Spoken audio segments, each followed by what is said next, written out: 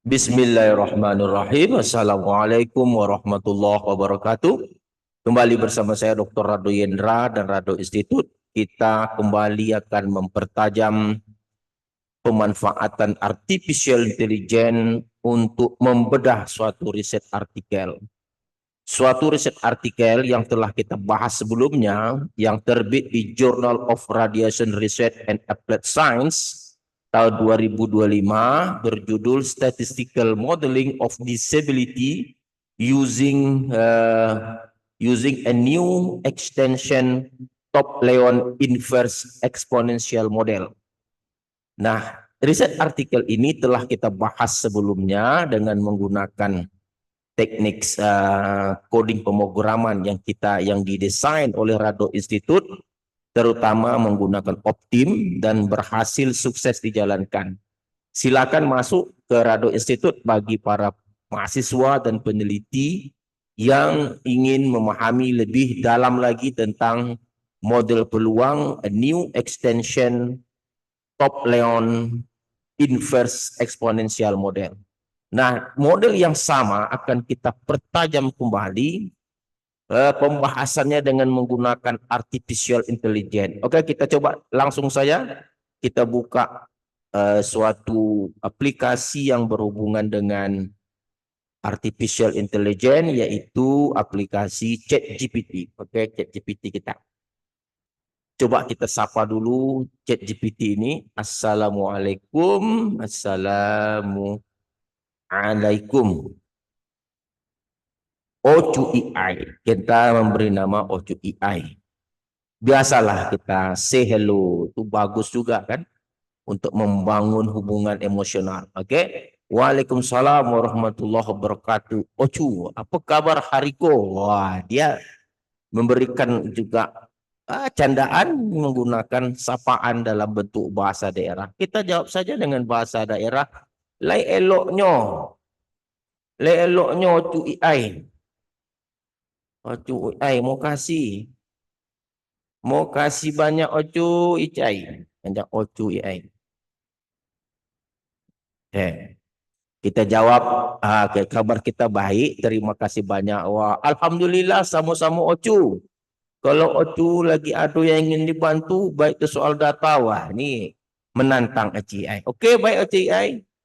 Oke, Ocu AI.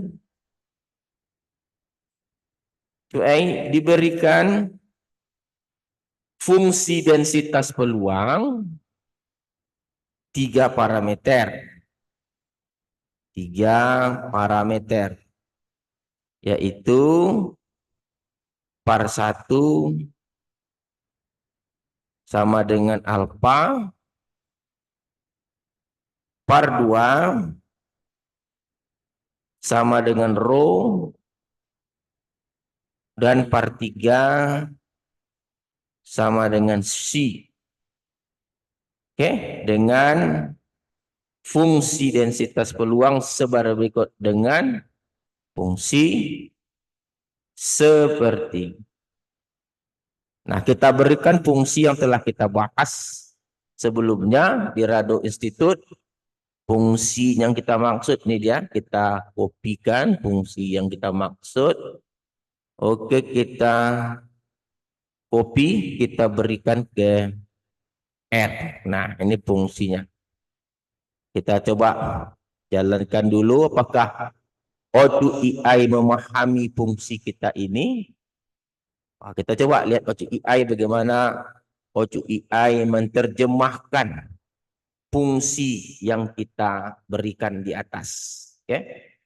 Coba kita lihat Ocu AI, apakah Ocu AI kita memahami fungsi tersebut. Kita tunggu saja Ocu AI bekerja dengan baik. Oke. Kita tunggu AI memproses. Oke, dia lagi berpikir, biarkan saja. Karena memang artificial intelligence ini memang harus kita berikan instruksi yang sangat jelas. Kita berikan informasi awal yang memang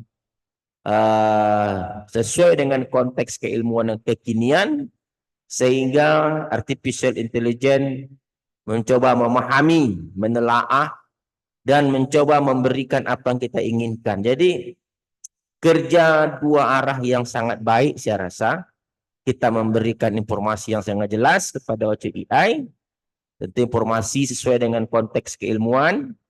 Lalu OCI juga akan menelaah, akan baru memberikan apa yang diinginkan. Jadi kita biar saja OCI berpikir, menelaah dari berbagai sumber yang dia miliki, karena kita tahu konsep dari artificial intelligence ini memang harus terus dibangun kecerdasannya, harus sering diajak berkomunikasi, barulah nanti memberikan hasil yang sangat baik. Jadi jangan heran ada beberapa pengguna AI yang sama ketika membahas satu permasalahan jawabannya beda-beda. Itu memang jangan heran, yang terbaik adalah yang sering berkomunikasi atau berkolaborasi dengan OCI. Seperti yang dilakukan oleh Rado Institute. Rado Institute sering berkomunikasi, berkolaborasi, dua arah tentunya, untuk menjamin artificial intelligence ini dapat memberikan hasil yang maksimal. Jadi juga harus dilatih juga, tidak bisa dibiarkan begitu saja, harus kita latih dengan baik.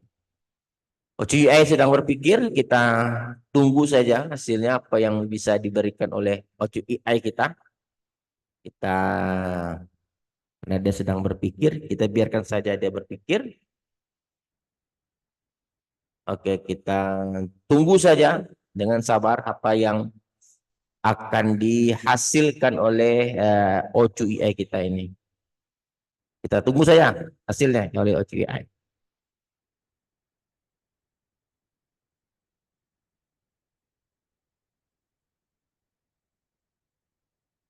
1 menit 35 detik katanya dia akan berpikir, kita tunggu saja hasilnya.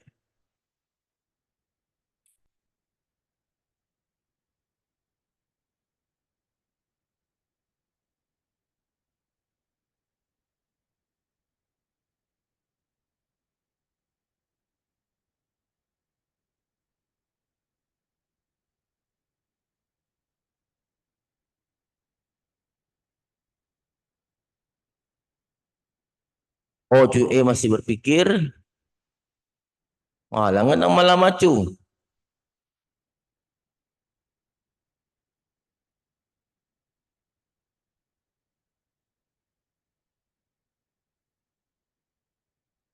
Keras kayaknya nih perjuangan OCI untuk berpikir kali ini kita buat.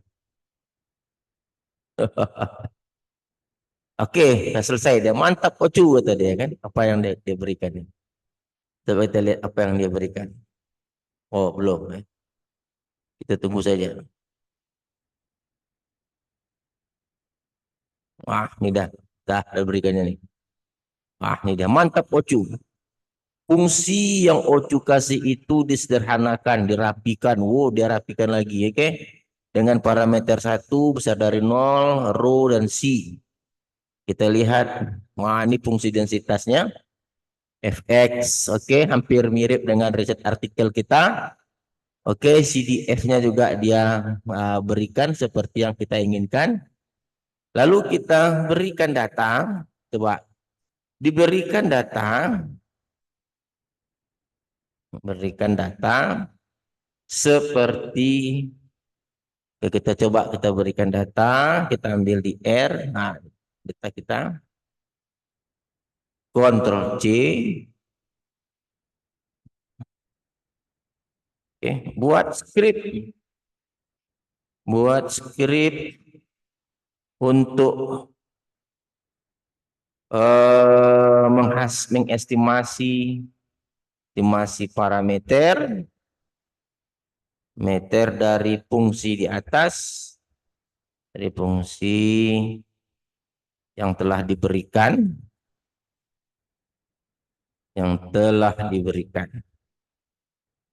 lalu mendapatkan nilai AIC, BIC, dan overlay,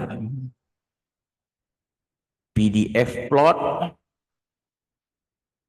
overlay dan histogram, serta empirical CDF dan CDF plot. Oke, kita minta dia coba menghasilkan coding atau script R yang akan kita gunakan untuk memodelkan data yang diberikan. Oke, kita coba kita berikan pada OcuAI. Oke, OcuAI lagi berpikir. Ini mungkin berat kali permasalahan OcuAI kita malam ini. Biasanya santai-santai aja memberikan, sekarang nggak banyak pikiran. Mungkin agak rumit permasalahannya, kita biarkan saja OcuAI untuk membahas. Oke, kita tunggu saja hasilnya. Tunggu saja. Oke, siap. Oke, Ocu, mari kita pasang langsung dengan data X. Oke. Nah, ini data telah diberikan oleh OcuAI, data dalam format R. PDF, ingat dia beri nama kalau dia itu density, oke? Fungsi densitas yang kita berikan tadi dia sebut namanya D33. Ada alpha, rho dan C, oke? Dan dia menggunakan P ini adalah untuk kumulatif, ini kumulatif dari fungsi densitas, ini log likelihood. Untuk fungsi densitas tujuannya untuk mendapatkan parameter menggunakan optim. Oke, menggunakan optim sama seperti yang kita bahas. AIC, BIC ada. Ini overlay, ini empirical. Oke, kita coba copy. Kita copy, lalu kita salin di R kita. Sebelumnya kita coba besarkan dulu. Guide preference 20. File new script. Nah, ini adalah coding yang diberikan oleh OcuAI setelah komunikasi dua arah kita lakukan. Oke, untuk lihat jalan atau tidak, kita coba run. Kita coba run dulu. Oke. Kita coba run. Oke, sejauh ini baik. Nah, ini parameter yang diberikan. Ternyata coding untuk menghasilkan parameter itu cukup luar biasa. Sama dengan yang telah kita bahas sebelumnya. Ini ada alpha 4,2, rho 0,4, dan C 2,5. Nilai AIC-nya 56 dan minus log likelihood-nya 25. Hampir sama dengan yang kita bahas dengan teknik optim atau teknik coding yang dibangun oleh Rado Institute. Hasilnya sama saja. Oke, kita lihat. Lalu kita lihat coba. Kita lihat bagaimana gambar dari density plot. Kita lihat density plot. Oke, kita lihat density plotnya. Ini histogram. Histogram melawan D3. Nah, ingat tadi ini D3 ini fungsi densitas. Seperti yang kita bahas, density plot adalah memasangkan histogram dengan fungsi densitas. Kita coba lihat hasilnya. Apakah cantik hasilnya? Kita lihat. Wow, sama, mantap. Anda lihat di situ. Yang berwarna merah. Oke, kita coba tambah sedikit Y-lim. Kita tambah Y-limitnya. Biar yang putus ini nampak. Kita coba izin sama OcuAI dulu, kita ganti sedikit. Kita perbaiki sedikit. Limit Y, C itu dari 0 sampai 0,5. Oke, kita tambah sedikit. 0 sampai 0,5. Kita ingin gambarnya tidak putus. Oke. Kita run balik. Oke, kita coba lihat. Wah, ini kan udah cantik ini. Jadi dapat Anda lihat bahwa density plotnya sangat cantik sekali. Yang berwarna merah itulah density plot yang dihasilkan dari fungsi densitas. Atau dalam coding D3, 3. Oke, D3. Lalu setelah density plot, kita mau lihat kumulatif plot. Oke, kumulatif plotnya bagaimana pula? Kita lihat kumulatif plot. Kumulatif plot.